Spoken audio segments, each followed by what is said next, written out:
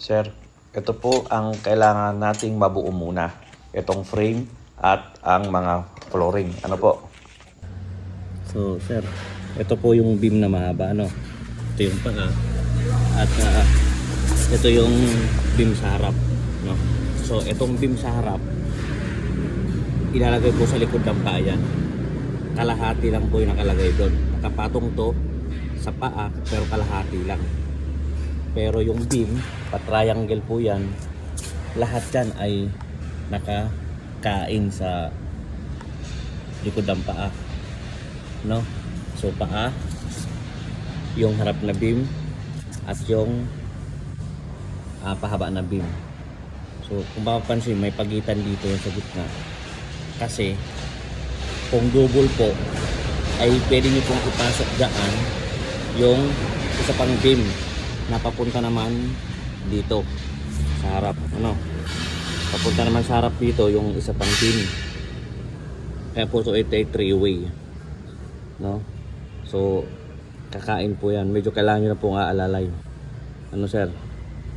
So buuin nyo po muna yung mga beam, kalahati dito, ganoon din sa kabilang dulo, kalahati lang yan. So pag nalagay nyo na yung beam na kalahati, na itong harap na beam kalahati, yung likod buo sa likod yung beam na yun, ilagay nyo na yung flooring na orange, ano, 45 cm yan, 50, yun ay 70 ang lapad. So ilagay nyo na ito para matyansa nyo kung saan ilalagay yung kasunod na beam, yung nasa ilalim, ano po. So pag nalagay nyo na yun, itong frame na to ay iiwan nyo po ito.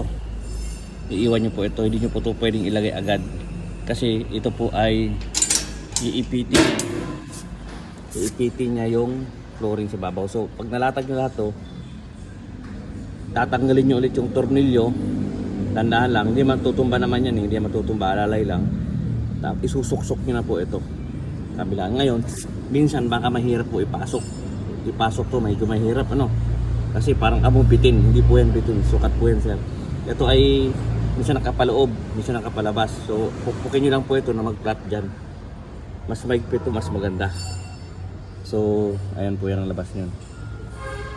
Ulitin ko po, pag nalagay na yung beam sa kalahati doon, ito, yan po ang basihan nyo, kalahati lang. So ilagay nyo po yung flooring, kasi baguhan pa lang po kayo, ilagay nyo po yung flooring na ito doon sa unang beam sa gilid, yung beam doon na pahaba, para para masukat nyo kung saan nyo ilalagay yung pangalawang beam.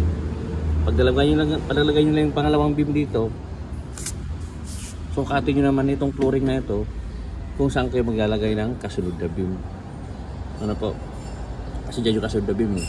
So nabuo nyo na yung flooring lahat. Huwag nyo na po muna higpitan lahat ng mga tornilyo, no? Huwag nyo higpitan lahat ng tornilyo kasi ipapasok nyo po ito, frame na ito, itong frame at ito.